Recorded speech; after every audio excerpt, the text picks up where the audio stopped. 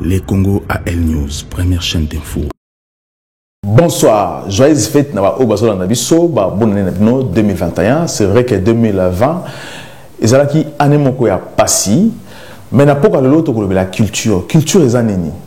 Ou encore, principe aussi pesanini. Parce que les lots, biso congolais, tous on a du mal aussi à comprendre la culture est annénie. Homosexualité, ils ont culture ou pas. Koiba, ils ont culture ou pas. Ou encore, Kosenga. De tout le monde dans le Congo, les militaires, il y a FARDC, Kosenga, bon, partout. Est-ce qu'ils ont une culture ou pas? Tu peux parler en haut avec M. Kanka Makungu, il est président MSK, Mouvement Sauvons les Congo. M. Makungu, bonsoir. Bonsoir. Voilà, bienvenue dans cette émission. Moi, tu es un bien le bonne année aussi, 2021. Na bien sûr plutôt sur la culture. Culture est nini parce que les lobes congolais tous un peu troublés. Ma bé comme dans la société, bah pour se poser la question est-ce que les ali culture les ali nini? Culture d'abord définition à nous. Matondo Messandreas pour nous pesanga maloba pour nous co-inviter na plateau ya LCA News pour nous parler sur culture. C'est vrai, ndenge lobby na développement et mission qui est aussi troublé par rapport à la culture. Donc culture ça veut dire eza lolenge oyo mutu azali ko réfléchir, azali ko penser, azali ko imaginer. D'autre part culture, tout ce qui est culturel au ba congolais ba kokoye ba lelo, tout ce qui est culturel ezali spirituel, ezana kata mulimo. Donc en fait culture ezali marambo ya mulimo o ezana kata ba société tout ya monde o ezana kata ya humanité. Donc sans culture on ne peut rien développer dans une société. Donc sans penser, ça va penser, sans réfléchir, sans makanici, voilà. Donc c'est ça la culture en fait. Donc mais il faut toyer ba na kata ba culture. La culture est belle. Pour biso différence, tu as vu ça la tête que tant on t'azolo la culture, n'engolobi, azo kansane tu culture est un principe, culture est un valeur. Non. Or que culture n'emuntu et ça la ka, ba principe ou étalé ba loi et bimanaka ta société pena humanité. Culture n'emuntu ça la ka, le lenge ya makanisi ou eza na société na environnement na kata nature na bino pona ebimisa ba valeur oyo ke tambu sa société na bino na lolenge ya malamu pona botonga mboka ezala malamu na ba valeur na bino pe ba principe. Donc sans culture ya mwana balobaka peuple oyo aza sans makanisi lokola eza peuple moko aza na molimo te ya kotonga ya ko inventer, ya ko créer un environnement par rapport au yazanango comme richesse na mabele na mai na zamba pe na espace na ye. Donc voilà. Quand ici où ezali positif na où ezali négatif pe avec la culture. Oui, tout ça c'est qu'est-ce que soit ezalo ko na mabe na malamu. Mabe c'est négatif.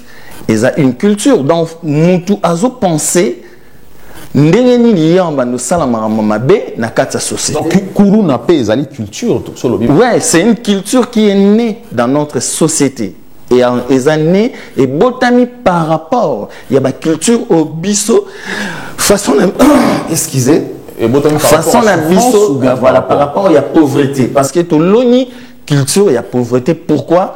Parce que oignon c'est ça na belé na biso na mai na biso na zamba na biso un espace na biso tozo koka ko développer en côté par rapport ya makanisi pe molimo na biso ya ngano moni culture ya kuluna et botami avant ba kuluna ba bima na kata société et utina nous na culture ya ba abandon ya bana que culture moko bo ezalaka ya sorcellerie soi-disant mwana azokola na kati ya ndaku oyoka mwana ana sana kindoki mama abengani mwana komi enfant de riz. Moi, on a commis enfant de riz, après enfant de riz, et commis au shege, tilelo shege et boti culture yaba kuluna. Donc, il faut maintenant batu o bazana responsable ya mboka, il faut basala maintenant tout pour finir babiloko ana ba longola on a quatre société, ça va leur demander encore une autre culture. Donc, il faut que la culture pour changer. Pourquoi il faut que la culture c'est la culture? Non, parce que déjà que il y a culture moi mabe aux hommes. Donc, pour na longolango ça n'a pas loi où l'État faut être en place. L'État faut même par exemple culture moroboye, il y a développement social, par exemple culture moko il y a création d'emplois. Wanende gogo sala ke bakulu na basila. Donc bref, voilà un peu ndenge to zolobela mambo o étaler culture, il y a molimo lelo par exemple pas na biso culture constitutionnelle au tozanango. Au monique eza culture moko constitutionnelle européenne. Pascal Lissouba, l'effet président Pascal Lissouba l'a bien dit. Alobaki ke alobara dans une émission na YouTube na batu o bazolanda biso bakoki ko beta na YouTube o Pascal Lissouba azolobake toutes les constitutions africaines ezala et komama na ba culture na bangote. Donc d'autre part culture et mémarapé ba mers et mémaraba tradition et mémaraba coutume. Donc Pascal Lissouba lo bango lelo moyen to bimezate moyen da mboka na biso etambola malamu ezate parce que culture constitutionnelle auto anango déjà batu mutu bakomeli biso na lolenge oyo bango société na bango ezotambola ba faire gober bisongo ba faire imposer bisongo ba scroquer biso. Donc escroquerie c'est toujours la façon de penser et biso to accepter, raison pour laquelle mes Andreas to passer 50 ans, un siècle sans que to comme constitution dans lolenge na biso o eza ba loi ba règle ozo fixer ba devoir pe ba droit il y a batu na kata société to ko avancer. Voilà, on a vraiment to faire plonger ba congolais vraiment ba comprendre quelque chose parce que c'est très important ce thème homosexualité et la culture. Parce que, est-ce que la culture homosexualité? Oui, c'est parce que ça sort toujours dans l'esprit de l'être humain. C'est pour ça qu'on a dit tout ce qui est culturel, c'est spirituel. En France, on a imposé l'homosexualité, mais la population a la culture dans le voilà, français, imposer au peuple français. Comme c'est un principe. Nakati, y a principe démocratique. Et puis rappelons aussi que M. Andreas, démocratie, est un principe, est un valeur. Démocratie, il y a une culture politique au biso to copier. To landi ok biso na ba ADN na biso na lolenge na biso o biso ruta ki to banda depuis to bamukile banda o biso ba indo o to pesa mpifo ya culture ya création, donc science, culture ya invention, culture ya innovation, place au to ruta culture et démocratie, ça ne concorde pas avec notre esprit, raison pour laquelle on n'en sortira jamais. Baebisa biso que démocratie est un pouvoir qui vient du peuple. C'est faux. Si c'était pouvoir qui vient du peuple, parce que la culture électorale, pour tirer le peuple et le monde, la culture politique, il y a une démocratie, où le peuple faut voter. En fin de compte, si le peuple va voter, le peuple a toujours se confronter à la politique, les politiciens en place. Quand est-ce que une réflexion, une pensée comme la culture? Parce que il y a certaines choses à la culture, parce que lorsque les politiciens ont pensé à imposant tout un peuple, et la culture, ils ont imposé ces principes, ce n'est pas une culture. Avant qu'on ait un principe, on a besoin de mais la culture, c'est quand tu réfléchis, quel que soit dans les négativités ou positivité, c'est spirituel et c'est culturel. Tu restes quelque chose d'habituel ou c'est quelque chose que tu penses juste bungi en la culture? Non, molimo na biso okoko lala olamuki yama na lobi ba culture eza ebele façon kaka oyo ozali ko raisonner habituellement. Voilà, ce qui penser non comme son habitude comme culture. Ouais, ben tous et ko zala montu par exemple s'il vous plaît mes Andreas balobi biso par exemple masumu balobi eza péché. OK, ils péché parce que ceux qui péché péché existe. Donc les sumo en fait c'est une culture. Donc mutu abotami abandi est-ce que moi na ya 12 ans par exemple a fingi maman na est-ce qu'ayebi makambo oyo azo fingela maman ni ayebi moi na 12 ans pour finir, ça veut dire qu'apprendre en haut, apprendre cette habitude. Na kati ya société pe azoyoka. Non, mais il a absorbé ça dans la culture au batu azoyokaka bazo golobaka bazo finga, mais d'autre part au monde on a pensé na o ya bimisaki azo comprendre vraiment bien parce qu'il n'a pas encore l'âge de développer la culture et malam. Donc bref, même le péché c'est une culture. Au monde a muto bana botama ti a comme na âge moko il y a 70 ans m'a ramené au asala reza na ma bête, mais au monde il y a un moment à lobby a changé. Tant que muto a changé, donc culture a coquille peut changer, muto pas qu'on changer la culture tout au long de la vie. Mais bref, tout est un peu mais Andreas. Mais c'est ma Congo. N'a comprendre le mot parce que la ligne tous à la claire. On a réfléchir. Tant on a réfléchi, et la culture était. La ligne est imposant, on a commis ça en habitude. Là, ça devient une culture. Ce qui n'a commis pour fonctionner n'est pas ligne. Mais tant on a pensé la culture était. Lorsqu'on a habitué, non, et comme habitude dans le quotidien dans et comme culture. Maintenant, lorsque bisou na Congo, tout ça qu'on copier comme le lobby, tout ça qu'on copie par étranger, tout ça qu'on copie par mboka mususu. C'est la politique qui copie, ce n'est pas le peuple qui doit copier. Donc ce n'est pas aussi une culture, c'est juste une imposition imposée dans la société na biso. Je vais dire ceci. Quand on est dans le lobby, na lobby qui culture politique. Ndengo lobby ba responsable politique. Bangonde mutu ba yebi par exemple comment la culture ou eza malamu au bango barotia na kati ya société pour société tambola malamu. Par exemple sur le plan il y a culture il y a éducationnel. Ce qui te par exemple la culture des langues. Langue aussi c'est une culture. Ozomona biso siko sotobi na kati éducation na biso ndenge bana bakotangela na administration na biso na gestion ya mboka na biso toza culture il y a langue française.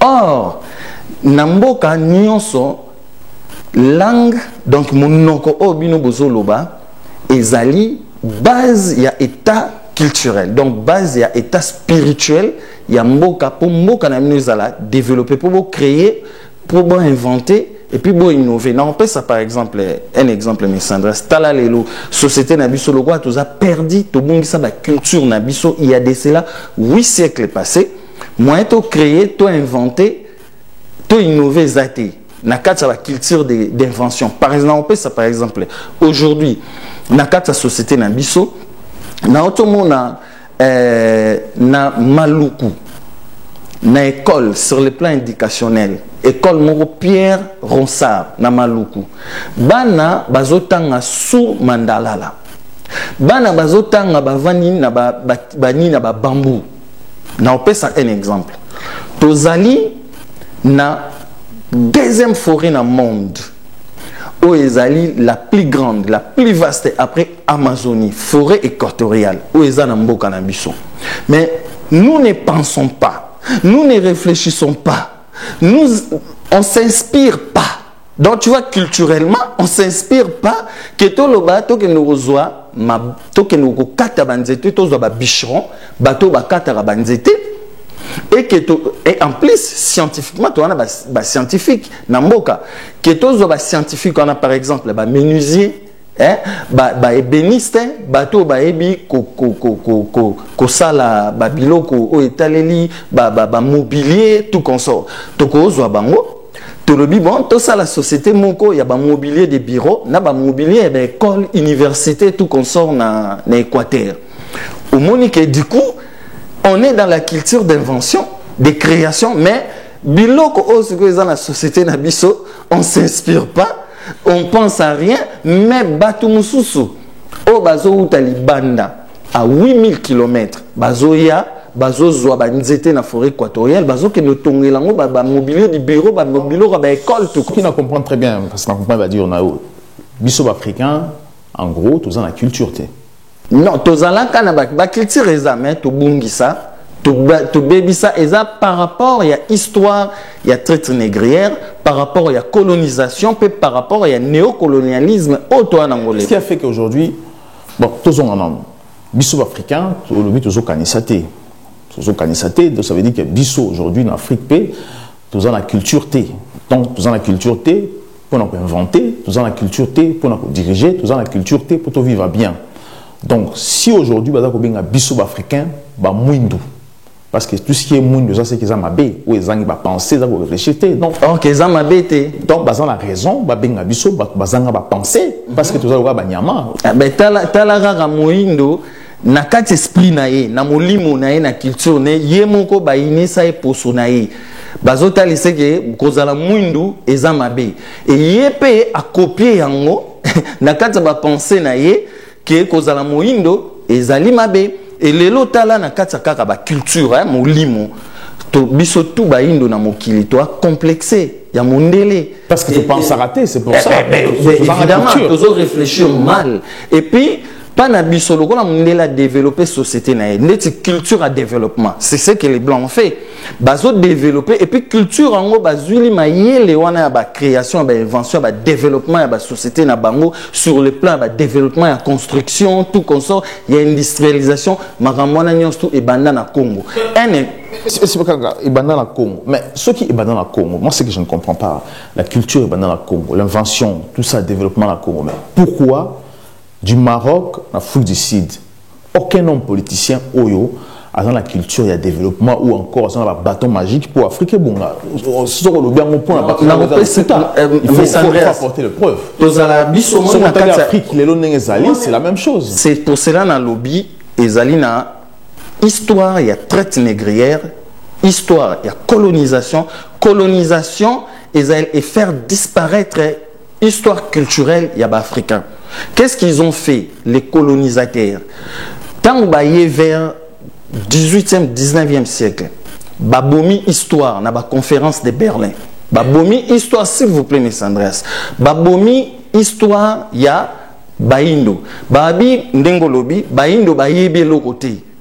Tout consort. Or, avant 14e, 15e siècle, baindo baebaki ba culture urbanisation kotonga banzela baebe culture sociale baebe culture économique comment développer ma belle maïzamba tout consondé na pesi par exemple la forêt équatoriale lelo to ata na esprit te molimo te culture mo ezate poto ke no kata banzete kuna to sala ba ban biso moko na kata mboka na biso ba mobilier du bureau donc baindo baebaki déjà yango mais mindele tango baye vers ba 14e siècle la culture au bango ba yeko lakisa ba indo ya koboma batu na munduki culture ba ye koboma mutu l'homme africain peut être une culture obeta mutu ni konga pas kufi lance ouais tout ça c'est culturel voilà ouais c'est culturel mais il y avait des principes dedans qui justifiaient à quand est-ce que il faut le faire na sens nini ozomona bref tant mindele ba yi ils ont fait à ce que na oyo bango ba yebaki dans l'histoire o ezalaki na développement ya mokili par exemple to loba na culture à langue na zonga moké première langue na mokili ezalaki langue Kikongo donc il y a aucune langue qui a été avant langue Kikongo le loba bimi c'est la biso culturellement donc spirituellement to yebaka ko commenter est-ce que mes Andreas dans quelle société au mutu a créé langue Kikongo mindele te mutu ça la biso donc comment se fait-il biso mutu ça la langue Kikongo to yeba ko komangote ba bien au dialecte ba beza langue c'est ça kasi yango ba transformer biso ba dialecte tala mes Andreas lelo ba côté la biso ba ndeti Kikongo lingala swahili chiluba ba bimison ba dialecte allez bango ba sali tout bazui langue française la commission on a mis tout na ya bamboka na biso et comme ba langue oui mais yo bien langue française il faut commission langue française bon sigo mais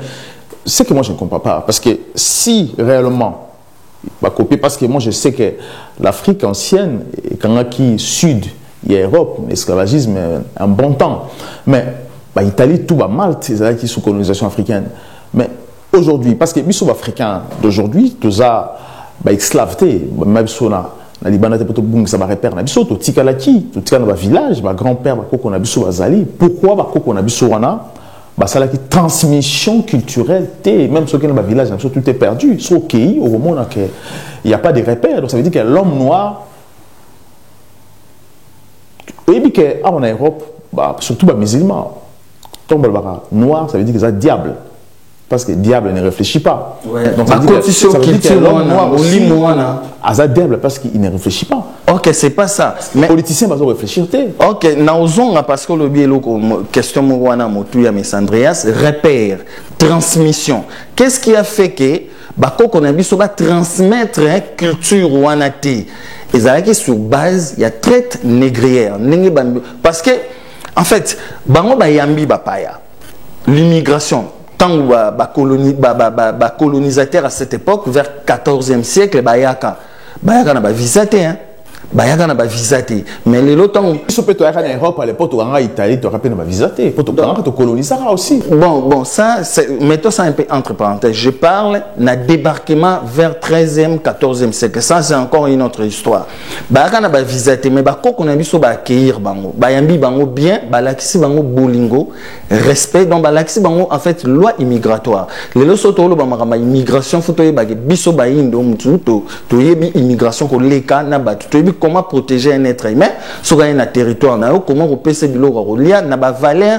o eza malamu pas na ba valeur o ya mabe donc bref tant bayaki ba moni le lenge oyo ba koko na biso culturellement ba bande ko créer ko inventer na kati société na bango sko ba bon biso to kei to ko zonga tant bakei babité to moni évidemment na marambo ezala par exemple en Égypte antique batouana marambo biso tozo salela et uta qui vraiment pas na bango donc faut to sala tout baby ça yango na kati ba guerre na kati ba trouble tout memela bango par exemple ba bible tout memela bango ba minoko mususu to transformer ba même sur culture il y a trouble voilà baye bayeko lakisa biso makambu o ya lo lengo biso to baneko saela si je comprends très bien société africaine, ils ont basé, ils ont construite la culture négative. Évidemment. Ils ont construit sur une culture et bah, valeur très positive. Donc, on peut comprendre que nous sommes basés européens, diable basé africain. Non, c'est pas ça. C'est pas ça que Nzambe aniga a moko. Nzambe azamoko. Pourquoi nous devons adopter culture Yamabé? Nous voulons tout ce qui est Oezara Mabé. Pourquoi? Surtout le président Labisso, en fait, mes Andreas, on a été transformé dans le lenge au biso tozalaka avant, transformé biso par rapport à la civilisation. Parce que dans le village Nabisso, il n'y a pas de civilisation. Dans le village Nabisso, il y a européen. Non, mais on a perdu des repères Nengolobi parce que la transmission n'a pas été faite et pas à Bako Nabisso par rapport à l'histoire.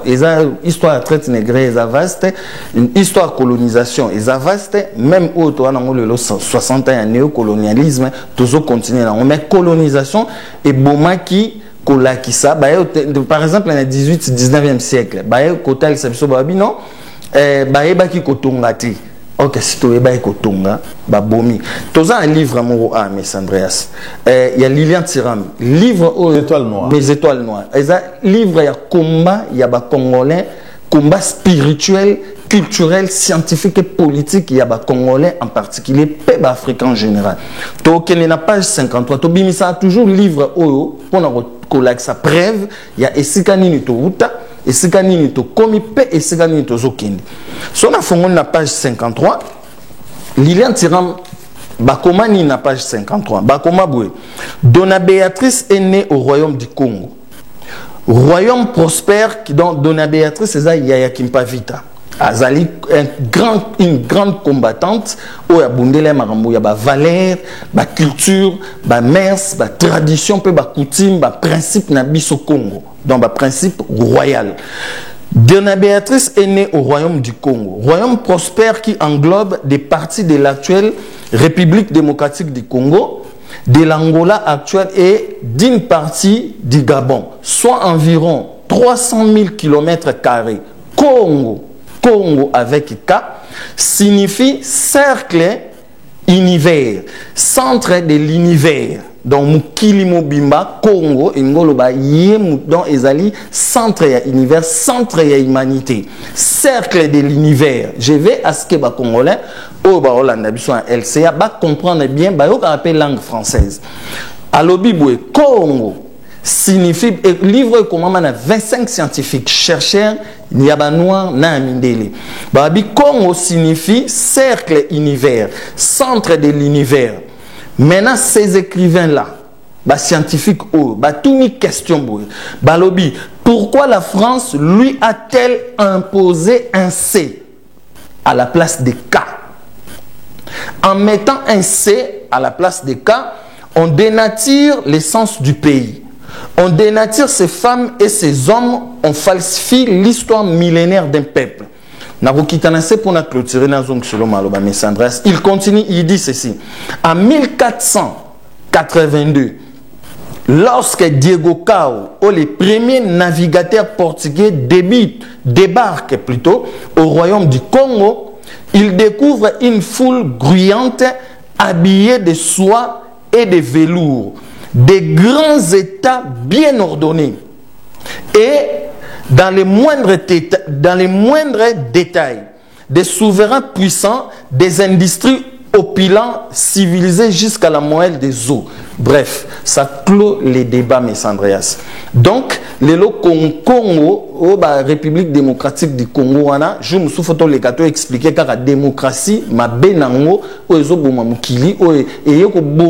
cercle de l'univers, centre de l'univers, au côté de la trouble dans la COVID-19. Donc, Congo kaka yemoko ezalaki première civilisation o ezalaki na ba culture ya malamu o ebandaki kotambusa mokili ke bosala ba bombe te ya okenda ko boma bato.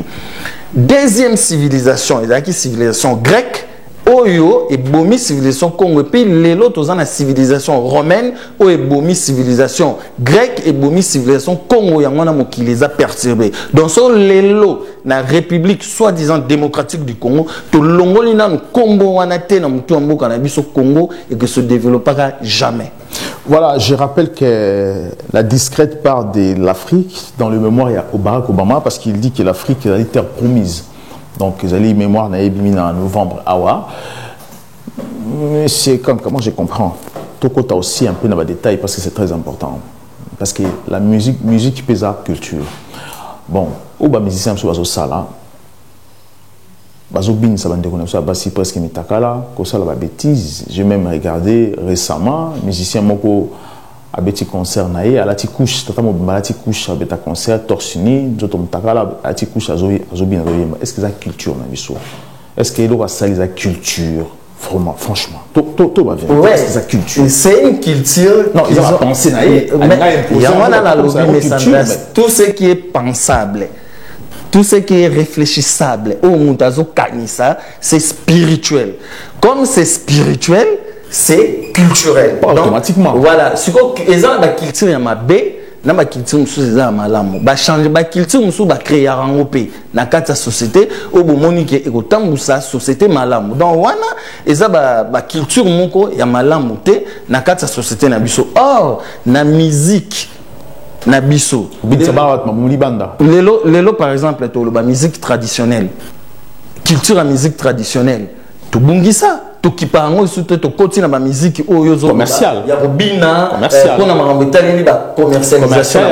Ba tu bazo yemba ba chanson oyo ko vanda na maman na papa na otebo yo kayango. Ba texte moko ya mabe. Donc tout ça ozomona ke eza na kati ya évolution culturelle na biso to bebisi to bungisi ndenge Lilian Tirama komi a on nous a dénaturé de nos cultures, de nos traditions, de nos mœurs. Prenons un exemple que n'a rajouté mes Andreas. Na culture musicale eza bafoué o ya biso et baby. Lelo par exemple, un combat au MSK, toujours mené une fois MSK au pouvoir, par exemple, d'ici 2023, et que le peuple, tout ça, la campagne, n'a pas expliqué Maramuto, au état social, économie, culturelle, la culture, autre, mais ma pona, pour développer Mboka. Un exemple, dans la musique, il faut que autorité publique. au monde a président Bazoyemba au Vital Kamerhe les pacificateurs. Non, il faut pas y marbango ou pas? Mais c'est pas bon ça. C'est notre culture musicale ne peut pas engendrer, ne peut pas cautionner ce genre de culture. À l'époque, la plus banne ko la banne ko roi banzembo, tout comme ici, tout comme là chez nous. Non, parce que Ezalaki musicien, la culture na bango ba Ezalaki ba chanson, Ezalaki ba chanson. Donc en fait, Ezalaki nakata ba mers. En fait, mais la culture aussi. Si, je l'ai bien dit que les cultures accompagnent les mers, les traditions, les coutumes, tout et tout. Donc, Nathan Kalapé, Kolobaki Koyembe la roi. Pharaon ba yembele nzembo. Oui, mais Ezalaki teke na lolenge o ezali lelo, Ezalaki pour la royauté. Ozomona pour Ezalaki peka pour na emoroté, mais eza pour na kati ya société, mais na lolenge ya malamu. Na lolenge mabete lelo tang bazo yembe la. Bazo yemba président na kati ba chanson, tant bazo yemba ba député, tant bazo yemba ba sénateur, tant bazo yemba ba autorité politique wana ba izwaka ba mbongo na caisse ya l'état pour ba kenda repesa ba musicien. Tu vois, il y a des politiciens qui donnent par exemple 10 000 dollars à un musicien. Oui, 10 000 dollars et qu'on a même 2 ou 3 centres culturels. Tu vois, bon, ça école, on a Maluku. Même école à Maluku. Dans l'école à Maluku, un exemple est aux Ongana, Andreas. Avec de quel genre de culture? Aux Ongana, moi, na 10 ans, 12 ans, à quelle école, a même les qui na au Congo, pour na Akendolanda, cours parce que parents ba ke bilanga ba maman ba ke bilanga pour enseigner donc maintenant au monique peuple a abandonné. Tant que le peuple a abandonné par l'autorité, par exemple comme Félix Tshisekedi qui dirige, il ne voit pas ce genre de choses. Ça veut dire culturellement, il est perdu. Il ne voit pas ce qui se passe dans la société. Or, les gens à 2 mètres, tout ça, ça tient partie des problèmes culturels. Il faut voir comment réfléchir dans la société. Il faut aussi ça. Merci beaucoup. Donc, société na biso ezali société et adopter culture négative. C'est pour ça que tout le monde a école bisumba na Kinshasa. Voilà, mes Andreas. Lelo, par exemple, Félix a salarié gratuité. Mais gratuité en total à l'école, le lundi qui est total in un reportage, par exemple, il y a école ouana ya Maluku. Professeur à lobby, bafuti bangote, ti lelo bazo futamate. Donc, on dit que gratuité ouana. Oh, ya lobaki. Moi, je crois que Félix a lobaki spontanément, a lobaki virtuellement comme ça, et bimi nango parce que ça n'a pas été préparé culturellement. Or, que na molimo, il faut que bana peut-être na culture à langue, ba boye, ba professeur, na kata gestion. Tout le déjà même à ta barème salariée à la PAM. Dit salaire né et banité. Merci beaucoup, monsieur Kanka. Merci de nous répondre à cette invitation aussi. Prochainement, tu vas thème et tu vas développer aussi. Merci de nous avoir cette émission. Bonne année Nabino, parce que vous allez partager. Nous allons pour ça, dans l'émission où Nayamba, la femme seule, la femme où va vivre na bango sans mibali. Et puis mibali où peut baza mibali où ba kabana basi na bango, ba expliquer pourquoi ba kabana basi na bango. Et aussi, papa mouya mukolo, puis maman mouya mukolo, tout ça, la débat, pour comprendre pourquoi la société n'a la séparation de la femme seule, ils allaient dû à quoi. Prochainement, pour la dans cette émission même, et pour partager, surtout pour s'abonner largement encore dans la chaîne Nabino, le Congo AL News. À très bientôt. Les Congo AL News, première chaîne d'info